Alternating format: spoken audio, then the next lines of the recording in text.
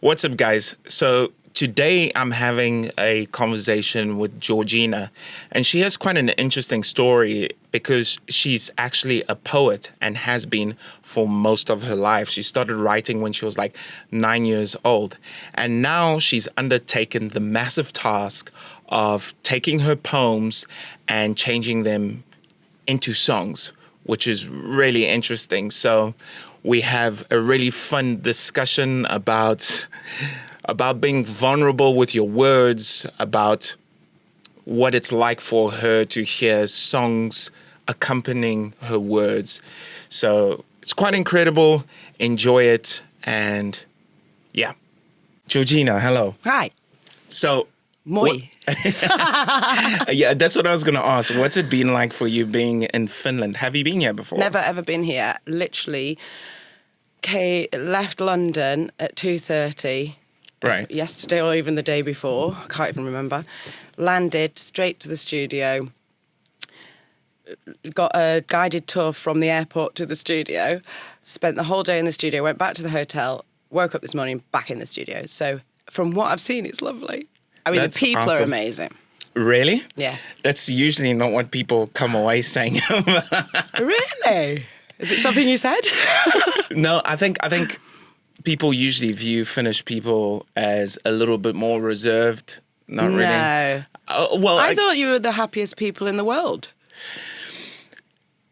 Allegedly. Yeah, I think people kind of get it confused. I think the way to interpret that is people are more content as opposed to Perfect. happy. Oh, define that. Well, think about it. In England, when you say, "Oh, that's a happy person," you usually expect them to be smiling and laughing, and whatever. I'm a happy person.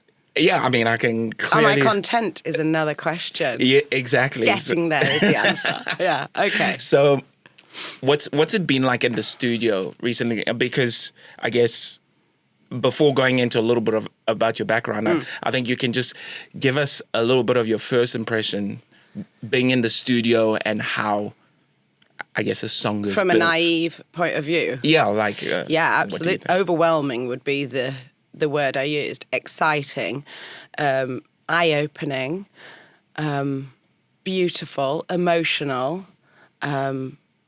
intriguing, and I've learnt so much about how much goes into this because I come from one aspect of this. I'm just writing. I'm just passing that over and have been able to put my,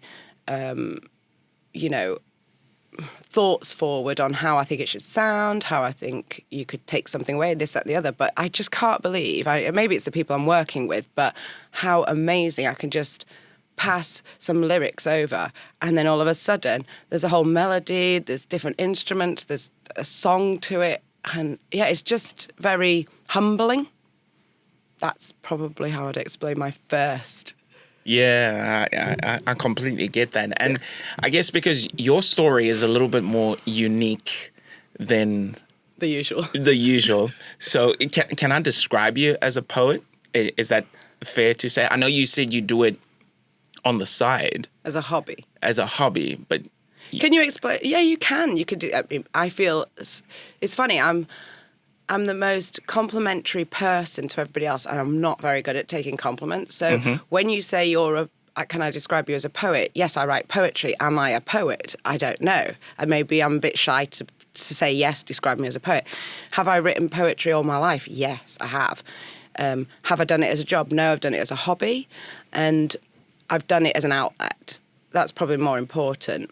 I've done it where some people might release their emotions by taking drugs or by drinking or by, screaming or by hurting themselves or by being introvert.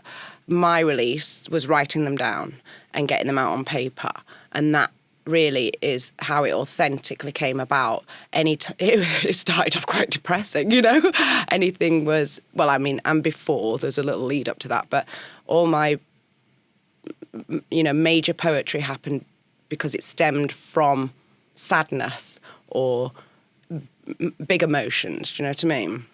Yeah, and what is your process of writing? Because I know before this talk we were chatting, and I was telling you how, number one, I'd never met a poet, and And you had to lie down.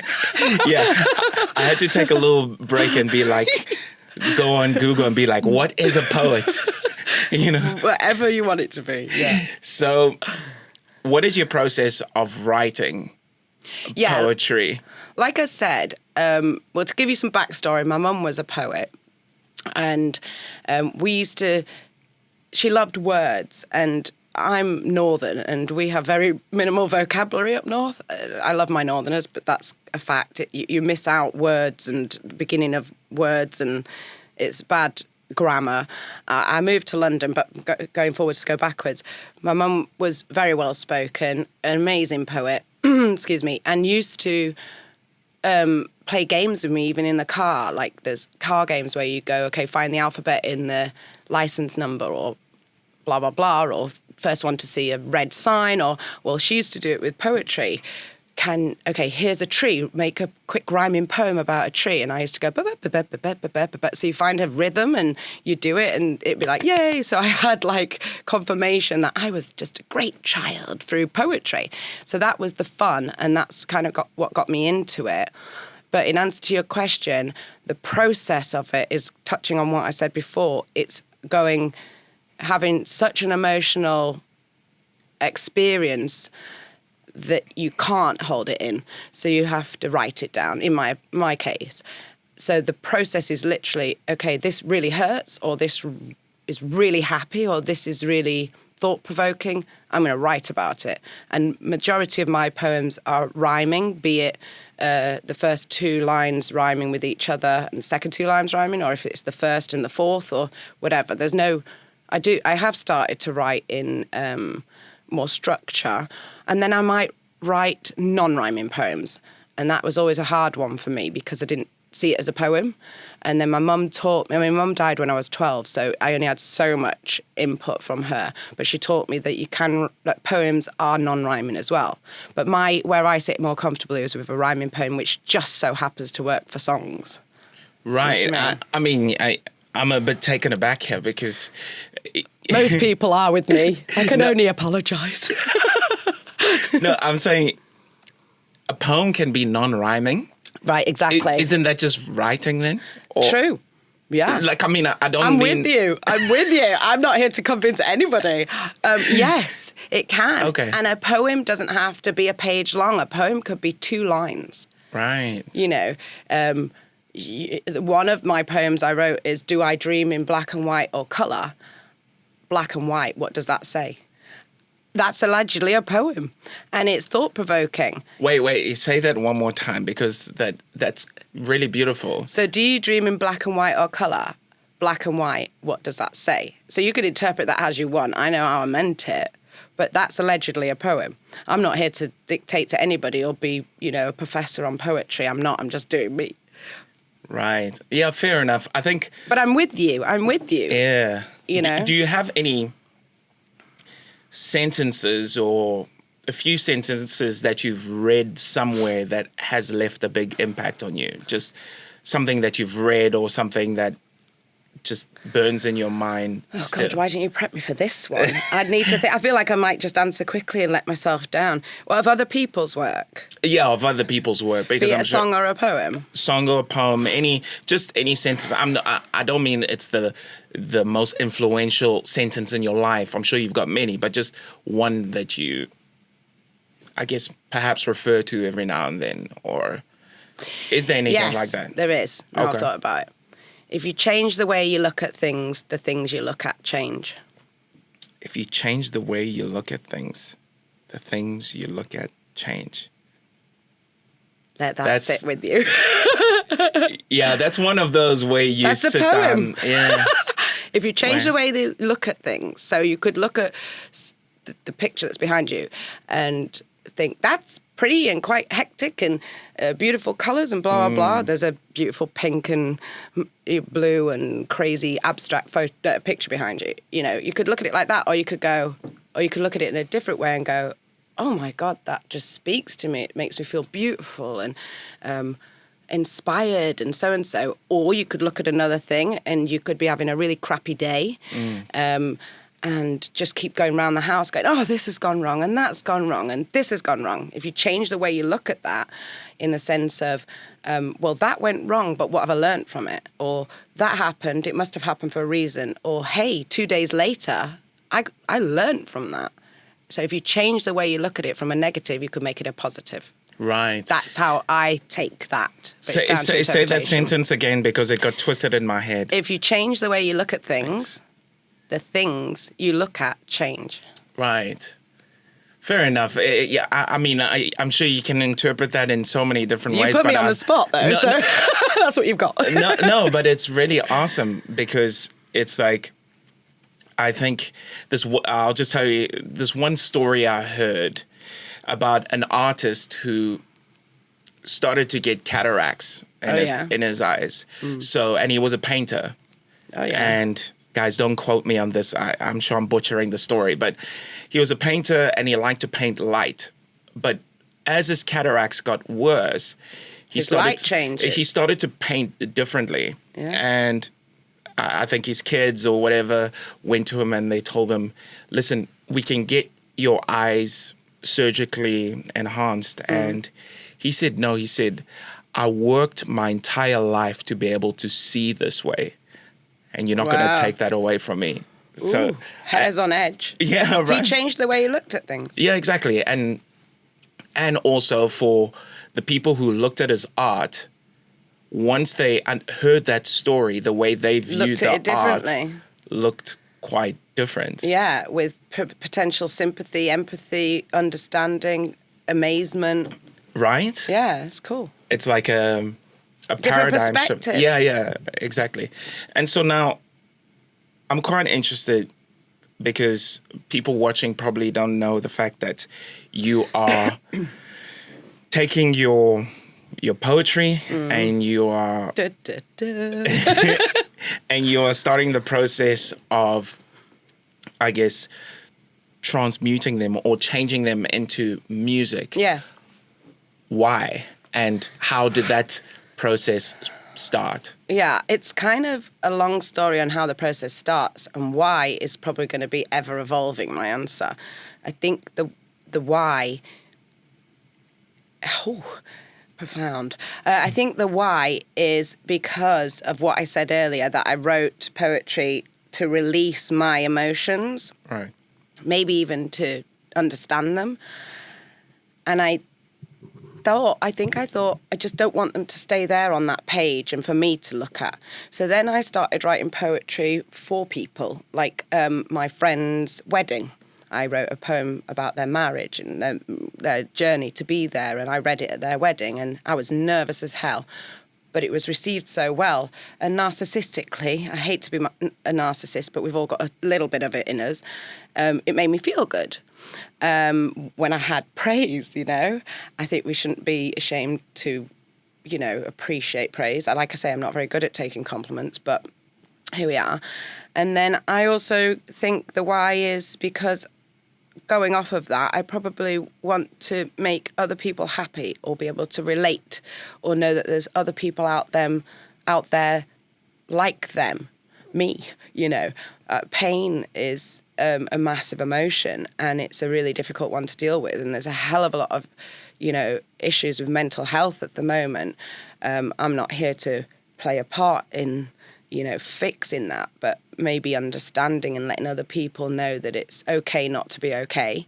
And I'm touched by songs. I love music. I'm touched by it. I can't sing and I can't play music, but I can feel and I can hear and I can enjoy and I can sympathise and empathise. And maybe I just want, for the future, I'd really just like somebody to relate and maybe have an effect on somebody, be it positively or letting them get in touch with their own emotions. And your other question was what? The why and the... It was... I don't know if I answered both of them. I think you might have. I was just trying to listen so intently that I even forgot my own question. That's the why. I think you asked me... Did you ask me something along the lines of... You know what's going to be really frustrating is someone watching this can just rewind and be like, oh, that's what he said. Maybe you can edit. Yeah, fair enough. And I guess to just add on top of that is what has it been like seeing your art, your poetry changing, or at least becoming something different in terms of music being added to that? Yeah. What are some of your internal feelings about that? So emotional. I feel so privileged. I'm a go-getter. I go out and I fight for what I want, whether I get it or not, or a version of it. I'm fine with that.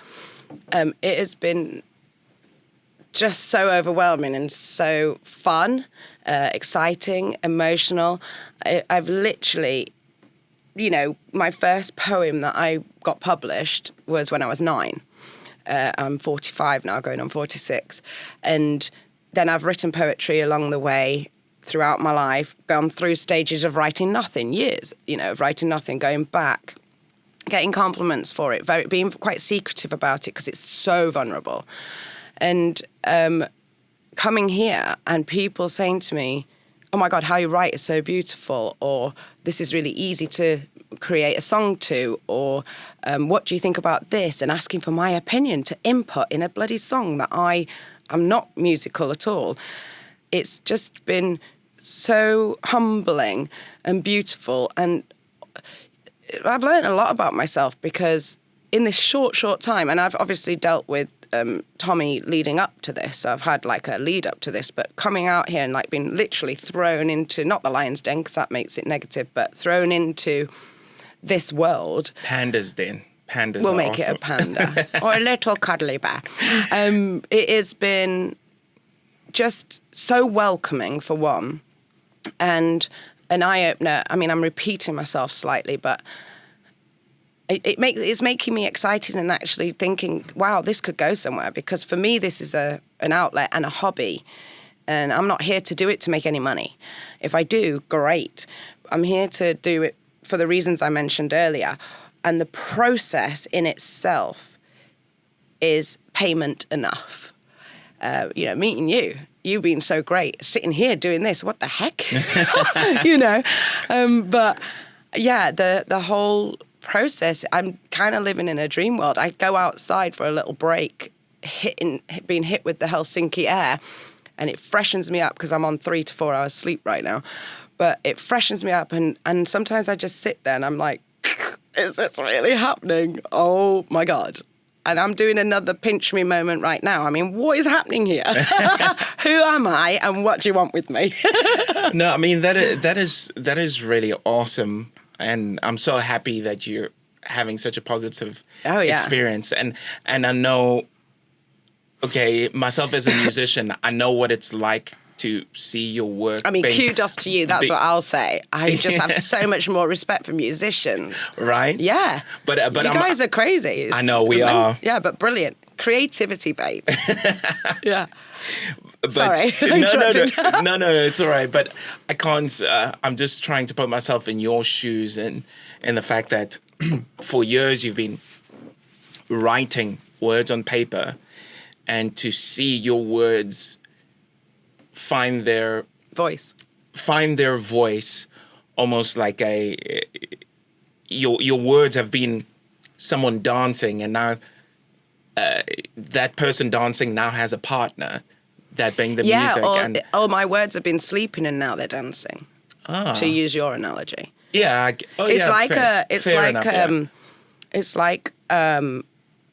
See, I've lost my words now. It's like, what do you call it? A cocoon of a pre-butterfly. Right. You have the lava all there, ready and amazing. And then, by God, it becomes, with a little bit of help and time, this most amazing butterfly. I'm obsessed with butterflies as well. But this most amazing butterfly, and you see it, and you're just, wow, I didn't realize that from that cocoon, all this beautiful colour and symmetry and movement and birth was there. And I guess that's what I'm getting now. I'm getting to see the makings of the most beautiful butterfly, or the potential. You know, I have to keep my feet on the floor because there's so many me's and so many better me's in this world, in this industry. If I'm even allowed to say I'm in this industry. Of course you are. Yeah. You're in the industry. Yeah. I'm a poet and I don't know it. It's just really, I'm in awe. I have so much more respect, like I say, for musicians, because you just hear a song, don't you? And the likes of a certain person like me is you hear a song and you're like, oh, I like those words, or I love the melody, or what a great guitarist, or what a fantastic singer, or I feel this or I feel that. But I've learned you do not see what it takes to get to that point. By God, it takes an army.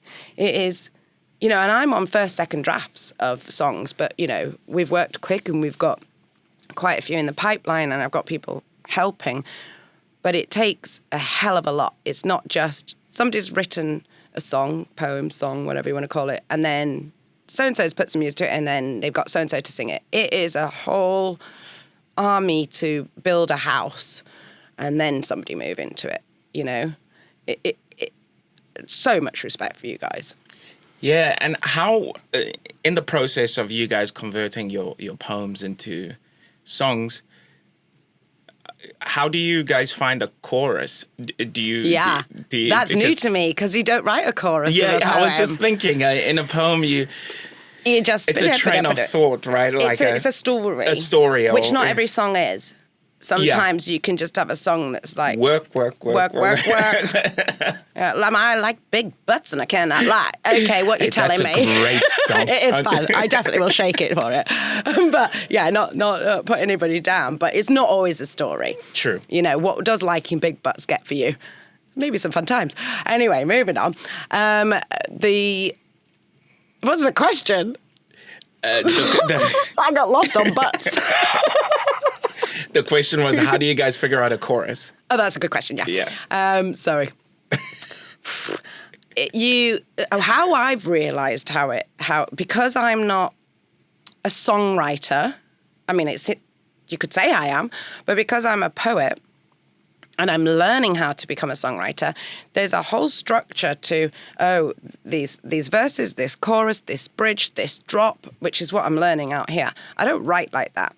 So I've been taught through the experience, not through school or through, you know, somebody sit me down, through literally, here's my poem, and then Tommy, who I'm working with, going, okay, well, we're going to take this verse and that's the chorus. We're going to repeat it. We might cut it a bit shorter. We might make it this bit, that. And that's one side of finding a chorus.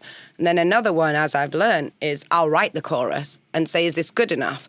We'll whack it in there. I want this to be an upbeat one. Because most of mine are quite emotional and they're quite a calming song.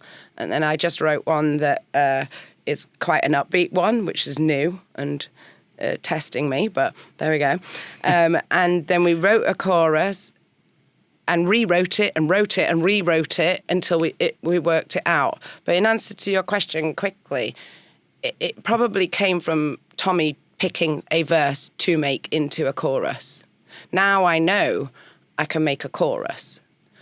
Or I can still just leave it as in verses and say, hey, pick one, if it works. Yeah. That was something new I learned, though, yeah. Yeah, that definitely makes sense, because for songwriters, you got different types of songwriters who find certain sections of songs quite difficult. Like for me, writing a chorus is simple. Well, it varies. Writing a verse is serious. It's simple for me. Yeah, so it varies. We should sometimes. work together. Yeah. Yin and yang. Yeah, exactly.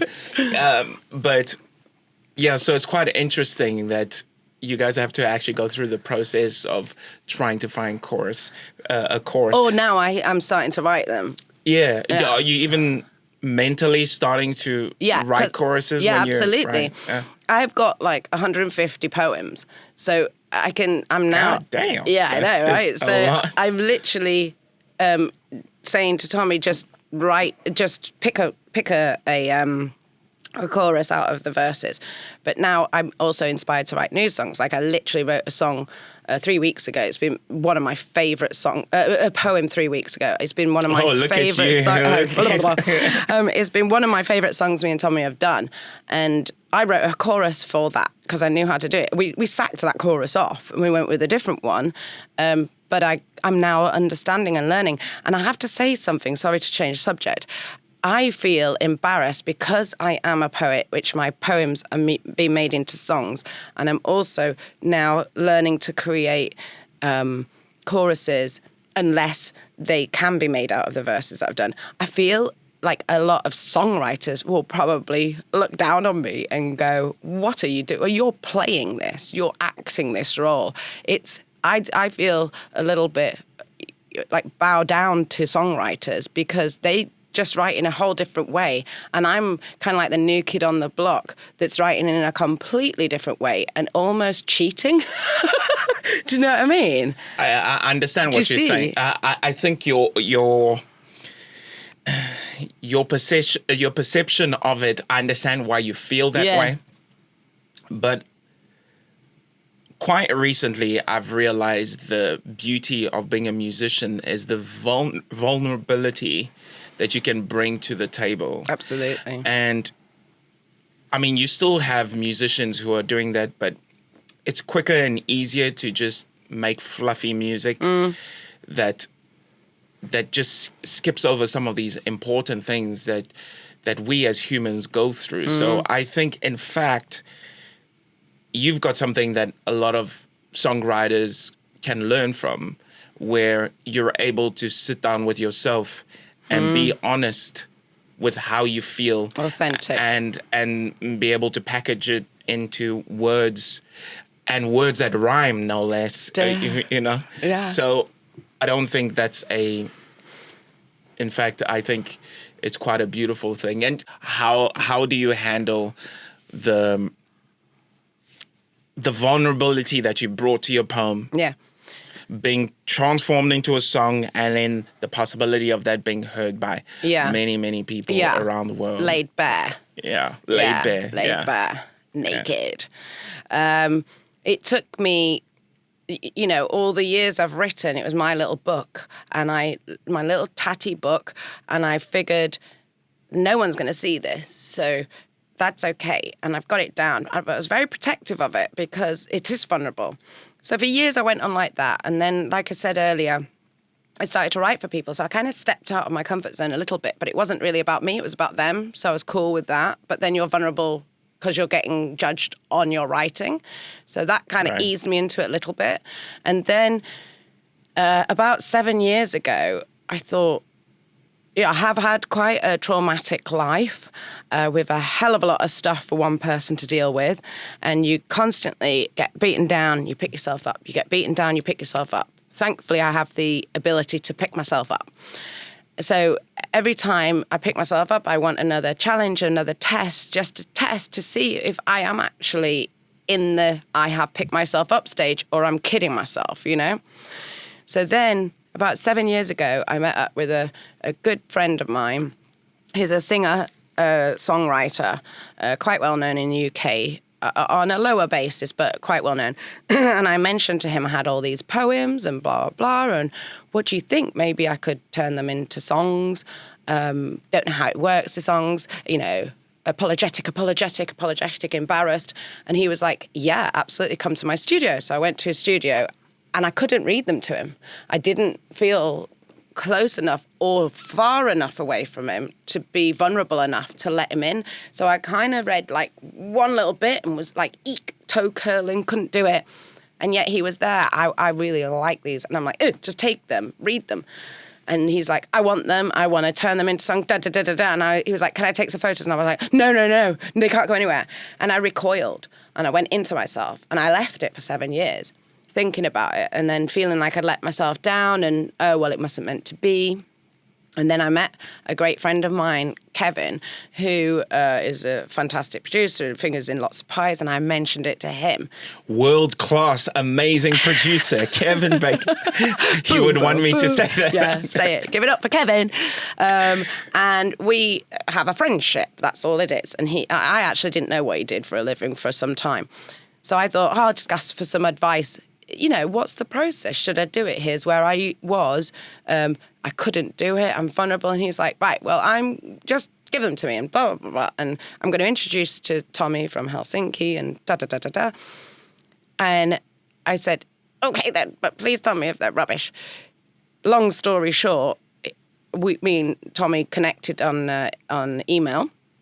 Kevin introduced us, and it was very much a Kevin, Georgina, and Tommy kind of three-way email, and very polite. And then it came to the crunch of, right, send me like four poems. I'm like, oh my God, I'm going to get judged. So all along doubting myself with the vulnerability side.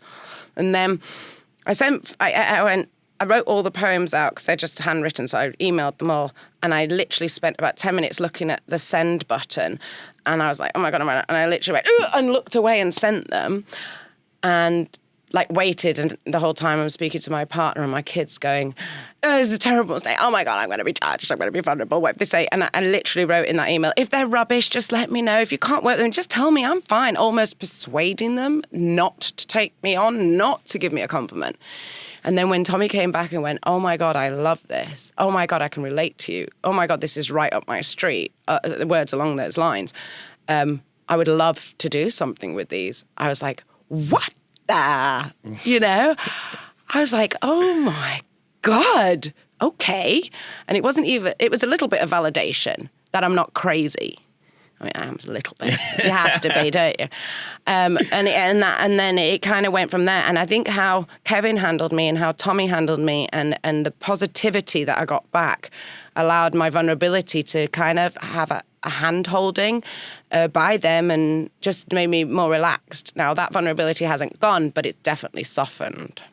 That's a very long answer to your question. No, but it's the truth. I absolutely love it. And when you were describing the insecurity and that you felt in the back of my head, I was like, yeah, welcome to the world of being a musician, because the creative world. Yeah, because do you question yourself then?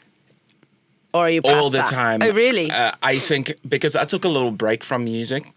I took a little break because I wanted to figure out how social media works. And well, that's it. It's scary as well. I mean, true. They didn't have that when I was writing all this. Right. And to take things a little further, I think I was just bored with the music I was doing at the time. Did you reinvent yourself then? I'm currently in the process of reinventing myself. Vulnerability. And the reason I asked about vulnerability was the fact that I realized that the reason why I'm bored with what I'm doing is the fact that I'm not, number one, being completely honest with myself. So you're faking it. Yeah, or I'm putting a Band-Aid over the raw words I actually want to say. I'm kind of covering it up a little bit, right? Where you there's a wound there, but I don't know how deep. There's a scab, but you don't necessarily want to pick it. Yeah, you true. I guess that's another. Yeah, exactly. But by God, if it bleeds, it hurts again. Exactly that. So now I think I'm trying to write music for myself. Brilliant. But that's easier said than done, right? It's like people are like, I do this for myself, but you also want other people to. You need validation. Yeah. Or a pat on the back. Or a little hand hold. Exactly. Or this works, man. Exactly. So now, were you worried that your works might be stolen, yes. or lost, or yes, something along those lines? So what did you do when you started worrying about it? What was your thought process? Because you're like, I've written this stuff that came out of my soul. How dare you? Yeah. Look, this whole thing is based on trust. And the way I see it is I believe in karma. Somebody nicks it, it's on them. You want to steal my work, that's a compliment to me. But I also speak to Kevin, who's pretty good at all this, and I said, and I did share that, because that's another vulnerability, isn't it? And I said to him, so, I mean, how can I know that? Because I'd never met Tommy. How can I know that? I'd send this over, and it just doesn't, it gets made into, a number one, or even 3. And he said, the moment it comes from your account to theirs, that's written. That's dated. It's written. Yep. Of course, there's always a possibility. It's in the cloud. Of course, there's always a possibility. But life's too short to worry about that. On top of things. It's trust. It's trust. It's trust. And I have been burnt so many times in my life that really I shouldn't have any trust left. But then who are you? If you're not being authentic and if you're not giving love and you're not trusting, you're just stuck. So the answer to your question is I'm winging it. Yeah. And I'm hoping that everybody who said it's going to be the way it is. And believe you and I'm a hustler and I've dealt with some dodgy characters in my life. And I've been a dodgy character in my life to some extent of, what I'll do for my kids is probably unfavorable to some people. So I know I can have my back. But on this, and just taking the stress out of it, I just have to trust. Yeah. And also it's like...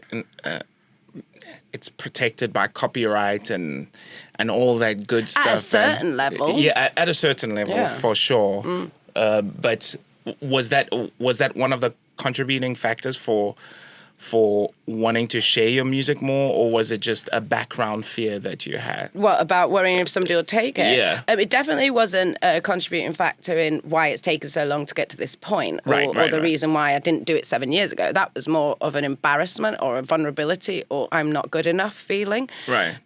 It was definitely a contributing factor of will it get stolen or will somebody just, have you over. When I got to this point, yeah, for sure. I just had a random thought. Go on. I don't know. It's probably someone's gonna hate me for this. No. Do you know, like AI is kind of going crazy now? Yeah. But scary. It's really scary. I was thinking, but since a lot of your songs are poetry and stuff, I was thinking, imagine inputting an idea of the poem into one of these image generators for an album cover. But that's a great way to look at it. Yeah, where whatever story you're saying, you just input that in and then see whatever comes out. Could be quite interesting. Absolutely. That's a positive way to look at AI. Yeah. Also, you could put that poem in and get an album cover and somebody's nicking your music in 2 seconds with AI. You can put in AI now. Write me a song about the picture that's behind you, and it will write you a song. I know. I mean, it's replacing everybody. This is why I'm not. I mean, this thing could build. I'm gonna digress and cut it short. But this thing can build bombs. This could be very bad. It's got so many fantastic attributes to it, but it's so dangerous as well. And going back to where we're at right now, it can take away from minds and artistic creative people and literally I'm a robot, I will write this, blah blah blah. There's no emotion behind AI. It just picks everything from the universe and the cloud and everything else that I don't know about. Speak to NASA about that. But the way you've just said it actually has a positive thing. Can I have a video to this song? Hear this song, AI. This is emotion. This is where I'm coming from. Okay, great. And you're like crying because AI has brought a beautiful video. Yeah, there's aspects to that, but then it's putting all the directors out of business as well, isn't it? It is. I mean, AI is such an interesting topic to talk about. That's your next podcast. Yeah. I have tried to use it just to see what it can do. I'm scared.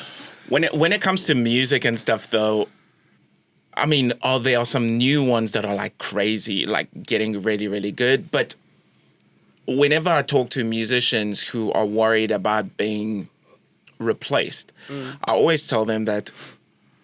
By AI? Yeah, by AI. I always tell them that the story that created the song is as important as the song itself. Absolutely. So when you talk about the fact that you've gone through really difficult things and some of those things have been embedded in your poetry, right? You see, and the fact that you're a poet who is now stepping into the music genre. The music genre, I guess if I can use that. I hate it when I can't get all the words that I want. Me too, mate. It's really annoying. Me too. But that is a story within itself. And by just having some machine spit out words that have no soul in them. It's meaningless. Right? Yeah. I'm sure they could do some great jingles. True. Have you thought about AI in a broader spectrum at all? Not to do with writing, no. In worrying, yes. Right. Yeah, absolutely. Because you said you work with refurbishing so homes I do. and stuff, right? My income, my actual job is property. I wouldn't use AI for that. Can you imagine? Can you decorate this room for me? I'd be ended up like pink, blue, green. So that's my income. I always say writing is my hobby because it takes the pressure off. If I say this is my job, and maybe one day it will be, but I'm not banking on that. If I make a penny out of this, it's difficult to make money as a songwriter, especially when you don't sing or do music. If I make a penny out of this, that's a penny more than I think I'm going to make. If I make $1 million out of it, that's $1 million more than I think the penny was. But if I reach out to somebody feels it, or I hear it back just randomly, that's so much payment enough for me. Right. So I have my job. I'm a mum. I'm in property. I have my normal life. That's me. I have my struggles, which helps me write. And then I write. And now I'm here. And it's all very overwhelming. I think I'll go home and kind of go, what the hell just happened there? And you can get caught up in all of this. But I think my attitude to it, and it has been backed up a little bit. I think my attitude to this, of it being a hobby, of if something comes of it, be it whatever it is, positivity, then that's enough. And I think if you have that attitude, there's many songwriters out there that's their job. And that's a hell of a lot to put on a job because you're dictated to by so many different people. But for me, it's not my job. It might become my job. It is my hobby and it might make me money, but it's making me happy. And I want it to make other people happy or sad even a little bit. Speaking about happy, have you ever... I don't know that I've read a happy poem. I don't know. Really? Educate yourself, love. I think... I'm trying to think. I mean, it's been a while since I've sat down and every song read is a poem. True. You got happy songs? 'Cause I'm happy now. See why I'm not a singer? Well, I mean, fair enough. I'm talking more about the poems that were written specifically to not have music accompanying them. Like you could go back to the years where women were wearing corsets and there were love poems to each other. Actually, no, you're right. Yeah, now I feel like it's a part of my... You're such a musician, darling.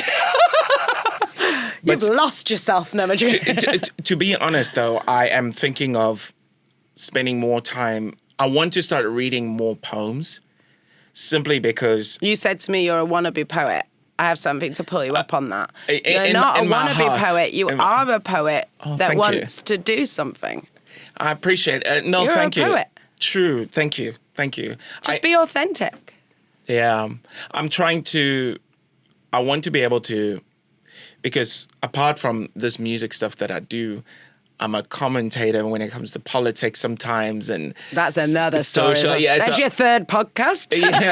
yeah, it's a whole nother thing. But I'm trying to be better at describing my inner thoughts in a way that is both captivating and every now and then a bit colorful and interesting. Yeah, and I think that I'll get better at it by reading poems I think you'll get better at it by speaking it. I don't know your marital situation, I don't know your love interest, but by God, if you can communicate with your other half, that's poetry. Right. If you will see, you open up to your other half and their reaction to you saying, hey, even just, hey, when you did that, I didn't, that hurt me in this way, or that hurt me in that way, or when you did that, oh my God, you filled my heart with such joy. That's poetry. The reaction you'll get off that person for communicating and being authentic and honest with yourself is brilliant. You just have to write that down. Write that down. If a woman, let me tell you, who a man can communicate, you're the most beautiful person in the world. No wonder I keep getting all these nice compliments. Open up. No, I think that actually does make a lot of sense. And as of late, right now, my other half is my bed so far. Start writing. It's the perfect place to do it. Comfy, cozy. So I guess now, what's the plan? Yeah, there is not one. As of late, is it just see where this goes? Oh, yeah. Yeah, but no. Yes. Yeah, but no, but yeah. There's definitely a see where it goes. That's definitely the undercurrent to all of this. It is see where it goes. Drop all the, I don't know if you can swear on here, but drop all... you can swear as much drop as all you the want. crap. Yeah. That was the swear word? Well, I tried to tone it down. I'm from the north. My mouth is like a potty. Drop the crap. This is a see where it goes. Who the hell am I? I'm just writing my emotions down and winging it, seeing where those emotions take me. So there's that angle of it. But is there a plan? Yeah. Will that come to fruition? Who knows? The plan is much further on than I ever thought it'd be, which is a huge compliment to myself. And without naming any names, I've had people coming to me going, and it's embarrassing to even say this because I'm doing this for, what's the word I'm looking for? What's the word? I'm doing it for somebody to say, that's okay. I'm doing it to see where, if somebody said that's okay, where that could go. But I'm not very good at actually getting compliments or somebody saying it's okay. Like, oh, thank you too much. Like a little child. So in answer to your question, is there a plan? I've had a lot of people saying it's bloody brilliant. I've spoken to producers, I've spoken to musicians, I've spoken to Grammy Award-winning people. It's crazy. I've spoken to singers, and they're like, how you write is so great for us to sing. It's refreshing. It's the beat is good, i.e. the rhythm within my writing, for them to be able to make it their rhythm in their singing and in the music. I want to work with you.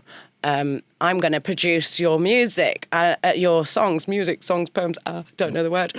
So the plan seems to be crazy in running I'm catching up. For what I came out here for, it is 10 times bigger than I thought, which, if I'm allowed to have a compliment, is complimentary and kind of makes me feel validated a little bit in what I'm doing. So I think the plan is to see where this crazy goes. Yeah, I think that's so freaking awesome, though. Like the fact that you... Isn't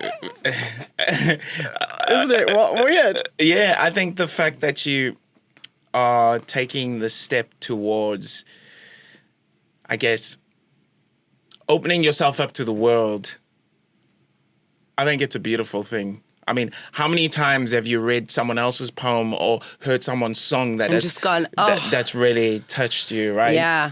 And even if you were able to do that to one person, I think that's a beautiful thing. Well, I wrote a poem about my mum's death, like literally the time she died. Sorry to bring this tone down, but I'm quite a depressive writer. You know, it took me a lot longer to do a song that's uplifting about dreams and where magic can go. That was the hardest one for me to get some music to it and work and make it work out. You know, a depressing song, I'm like, in there, yeah, I can make this work. Yeah, I do really sad, like, piano work there, darling, you know. And I've literally written this poem about, it's called A Kiss Goodnight, and it's about my mum literally dying. And I kind of really embarrassed, read it to Tommy, my musician, and I don't know if you could do anything with that, blah, blah, blah. And it went ping, bing, bing, bing, bing, and we had it written, music to it, song to it, and everything within an hour and 40 minutes maximum. Amazing. And now, as we sit here, a beautiful singer, a woman, is doing the vocals now in a female way to see if that works better. And as she started off before this interview and you came, I sat there and I'm crying because it just made me relate more. I wrote that when I was 19. I've changed it up a bit for now, but I wrote that when I was 19. And to hear Tommy sing it was amazing and made me cry. And then to hear her sing it is semi more amazing because it's relatable because I'm a woman. She's a woman. It is my thoughts. They are my tears. And she was so sweet. And I went, I'm so sorry for crying. She goes, no, Tommy's told me the meanings behind this and I'm privileged to sing it for you. And I'm like, what the hell is going on here? That's amazing. But it's so emotional. And I'm so privileged. Yeah. It's so beautiful. Yeah. I just hope that somebody else feels like that. It's not just me. Even if it was just you, which I seriously doubt. Okay. I think that's still a beautiful thing. Okay. Right? It's almost like, I guess, just something lovely that's come out of a crap situation. Yeah, and it's something that you wrote reflected back at you in a different way with the same meaning. Yeah, that's a crazy feeling. With added weight to it. Absolutely. Simply because there are things there that you didn't create, but it's someone else's interpretation of what you felt and said. It's like this whole human experience where everyone's connecting because we can all connect on that human level, right? And just like hug it out. Right. I respect if you let me sing this song. I respect you for singing this song. I respect you for doing the music. Oh my God, we're so emotional, you know. I feel like there would be world peace if everyone was making music together. Well, I did actually just write a song about that. Oh, really? Yeah. But to be fair, I think hearing it back the first time and then now with a female vocalist, I think I'm releasing again. I'm allowing years later to cry again about my mum, you know, to remember her, to feel emotional, and that's it, isn't it? That's it really is. There's the vulnerability, but maybe the release. I think the way I describe, because I haven't been performing live for, a couple of weeks or whatnot, but there's this moment when I perform live. I weirdly call it the mystical connection. There are these moments where you're singing words that mean a lot to you, and you can see your words reflected in other people's eyes for a moment. Really? That's powerful. Yeah, where things get so relatable. And it doesn't get, because here I've been playing in like really shitty little bars and stuff where people are drunk as hell and not really they don't really care. But the times when I've played to an audience that is there to listen to me, it's such a beautiful moment, and it's very hard to describe. And for a while, especially when I was back in South Africa and I would play at festivals and stuff, I had to somewhat start protecting my heart a little bit, because after performing, I felt like I gave so much of myself that I would need to go away for like an hour and just be by myself and even cry for a little bit. Almost. Yeah, or reliving it, or being so vulnerable where my vulnerability kind of hit you back. Yeah, it was like, it's exhausting. Yeah, you feel like you just gave a part of yourself. Or draining it almost, isn't it? Yeah, you're like, draining. woo! Yeah. But what also, is that? What a fantastic privilege for you. True. That your spoken words and your voice, you could see it emulate in somebody's face. I mean, wow. Yeah. That's godly almost, you know, like you're just singing a song and somebody is showing you in their face that they're feeling you and you're not even touching them, physically. what a, like, kudos to you, man. You know, that's so huge. It's kind of, it just kind of struck me when we were talking about all this. I was like, man, as humans, we're quite emotional, right? We're so emotional, and it's only the people who, you know, obviously you've got to protect yourself. You know, unfortunately, the world is the way the world is. You have to protect yourself. But by God, if we all walked around as protective robots, like, what's the point? Right. There's this book, it's called The King Killer Chronicles. Okay. And in this world, the main character goes to this culture where, say, things like sex and nudity are really nothing. Like, people don't really care. But singing or playing an instrument is profoundly intimate, where, in fact, to do that, you usually have to put a cover, some sort of curtain in front of yourself to be able to do that. And I think, and the main character does it for this woman that he loves. And I think it just kind of goes to show, in an overly exaggerated way, just how brave artists, and when I say artists, I mean all of us, are, to be able to put their hearts on their sleeve, to be able to say, hey, this is me. I'm fucked up. No warts. Or warts at all. Right? Yeah. But this is me. And then people listen or read and they're like, whoa, someone else is as fucked up as I am. Yeah. This is great, I think. Or has been, or is, or maybe. Is, or whatever. Or overcame it, or whatever. Right. It's a little bit like Footloose, you know, when they couldn't dance. Right. That you're going to hate me. Well, I haven't watched it. Well, you should. There's lots of things. You've got to write in your bed, watch Footloose, dance a little and be authentic. Anyway, whatever. But yeah, in Footloose, such an old movie, but, you know, dancing was looked at in a negative, but because it was so freeing and expressive. And, yes, yeah. Remember? Yes. Kevin Bacon, I think it was. A different Kevin Bacon, but a different one. Not one that's working with me.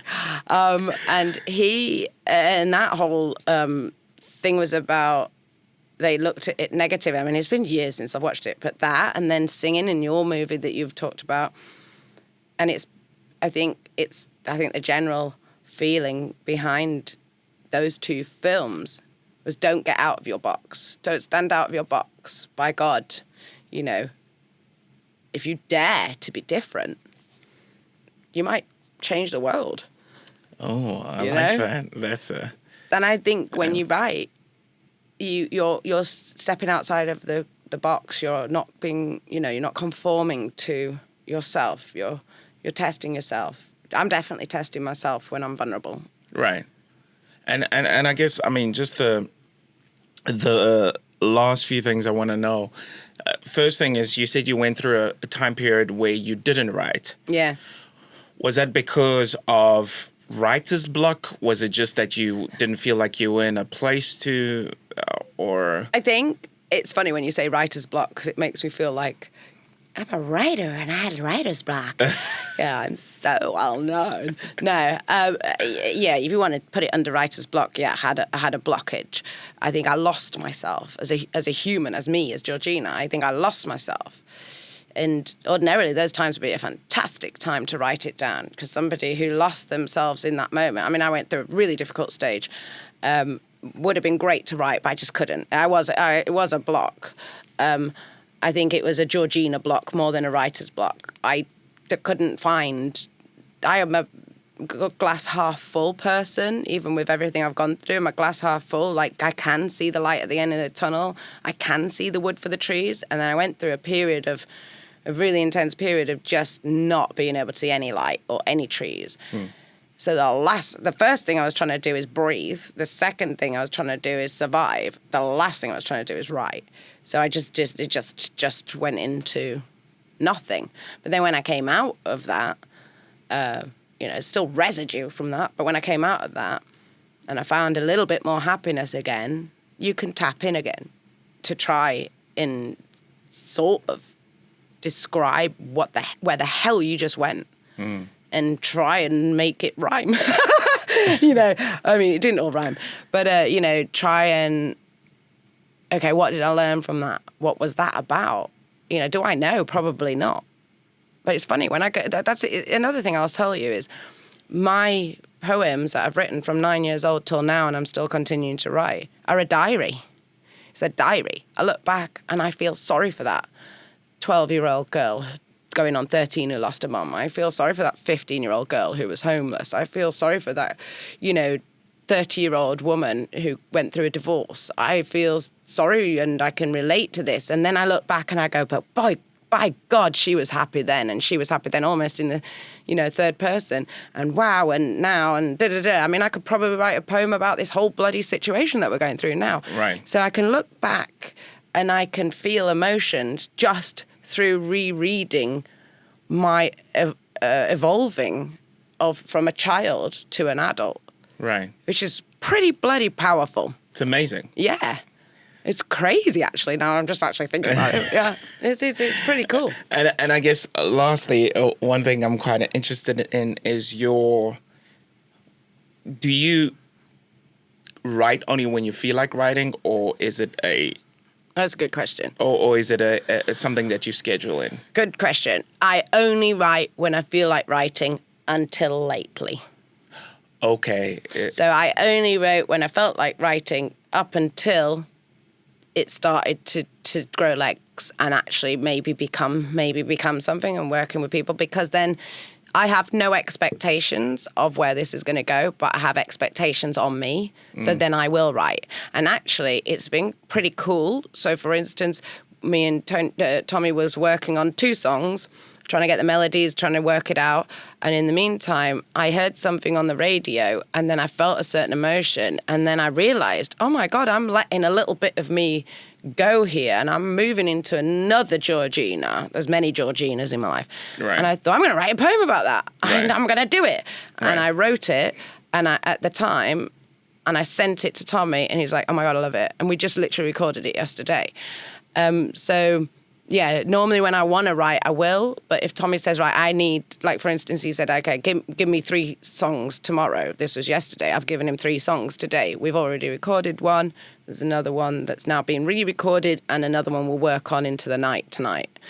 So yeah, I think my writing's going to change now. Right. But I have another purpose for it as well. Yeah, I mean, that's awesome. I mean, for most people, that give me 3 songs tomorrow is heart attack inducing. I know.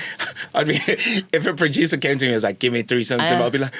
Yeah, well, it's pretty... allegedly, this is what people have said to me, allegedly, I'm a really quick songwriter. That's awesome. But I also have like a whole back collection of songs. Right. So I can reference them, use them, take parts of them, Right. change them, write a new one. If I write one that, like, for instance, the one today, it was already written, then we wrote a chorus to it, and then we kind of scrapped half of that, and then he was singing half of it, and I'm rewriting the chorus whilst he's singing, and it's done. He That said, is oh my awesome. God, you're so quick. And I'm like, am I? I don't know. Yeah, you probably are, because, I mean, you've also been doing it for a while, so your mind is probably geared towards it. But no, I was never doing it under pressure. Oh, yeah, true, right?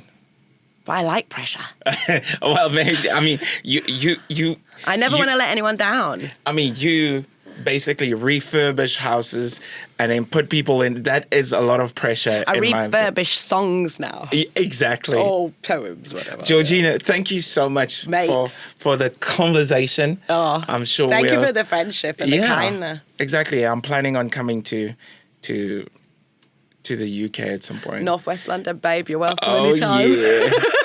But thank you so much. Thank you. And good luck with everything you're doing. Thank you. And I'm sure we'll put your links and stuff in the... Snap. In the... Thank you so much. No, you're welcome. Okay. Thank you. Cheers. Cheers.